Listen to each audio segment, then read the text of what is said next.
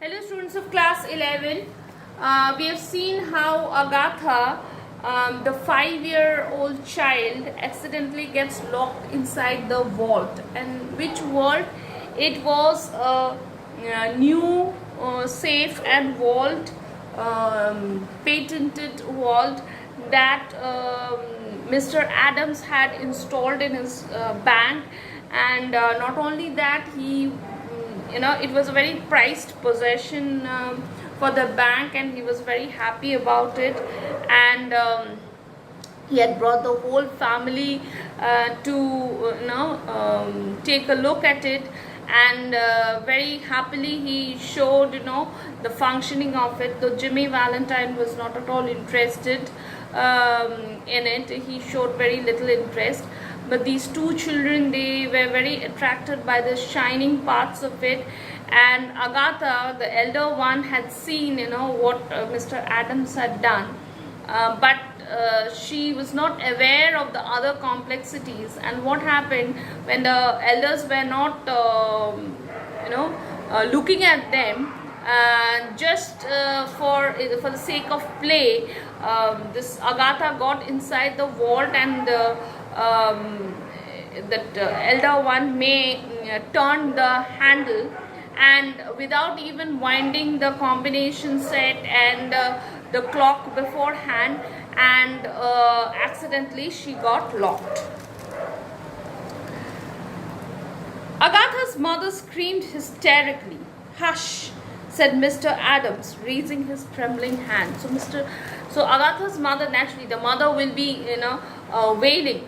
So he cried hysterically, and the typical cry, because she was afraid that she would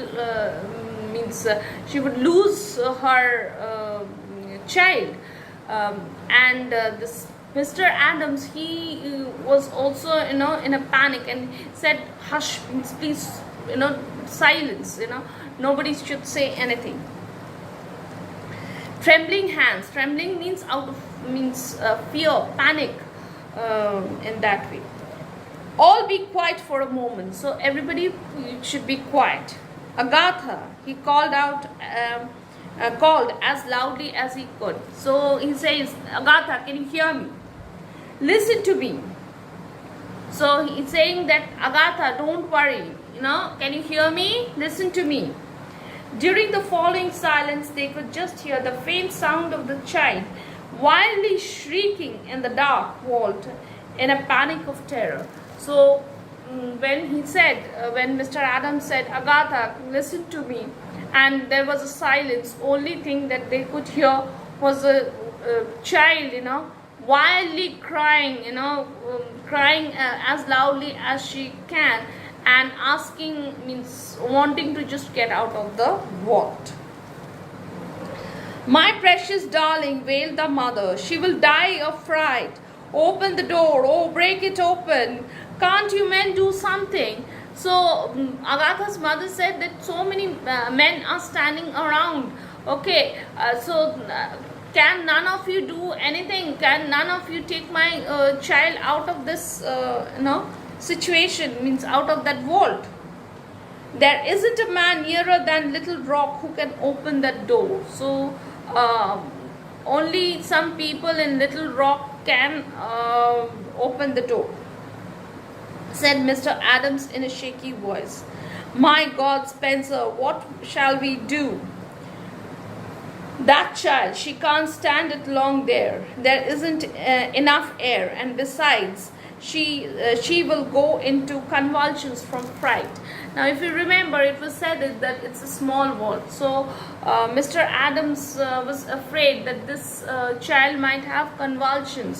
Convulsions, the meaning is given in your book, violent twisting of inner muscles. Yes, because her muscles would get cramped, and there was not much air, so she will die out of suffocation. So quite helplessly, Mr. Adams is telling Spencer that, "Spencer, what will we do now?" Agatha's mother, frantic now, beat the door of the vault with her hands. So now, Agatha's mother is constantly beating the door. of the world. Somebody wildly suggested dynamite.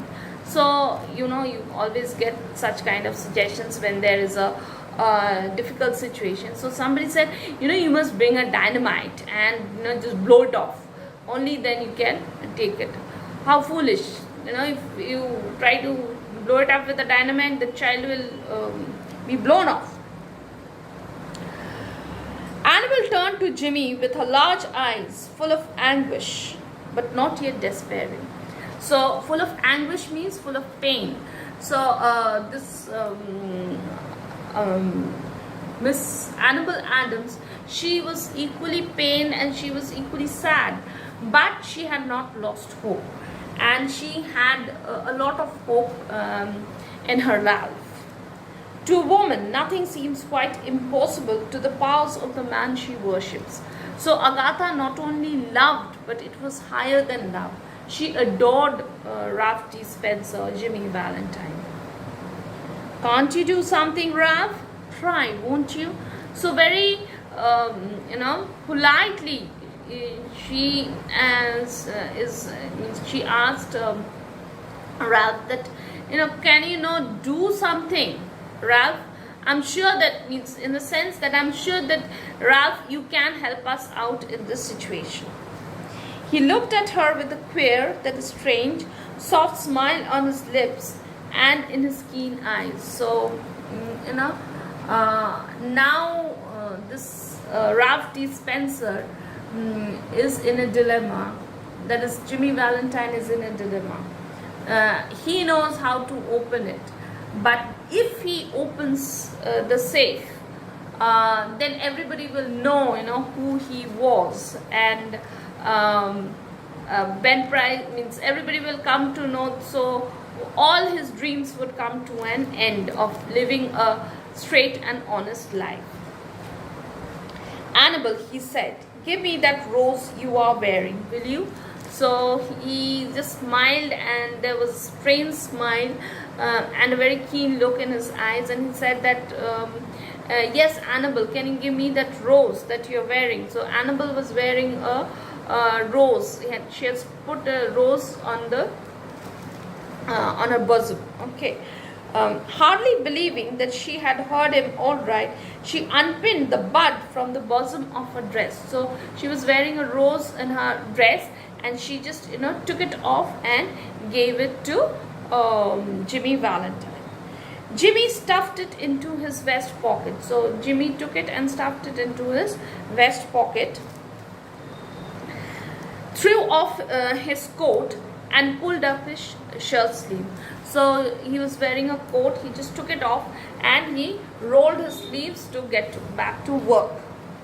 With that act, Ralph T. Spencer passed away and Jimmy Valentine took his place. So we stop here today. We'll do the last part in the next class. Thank you.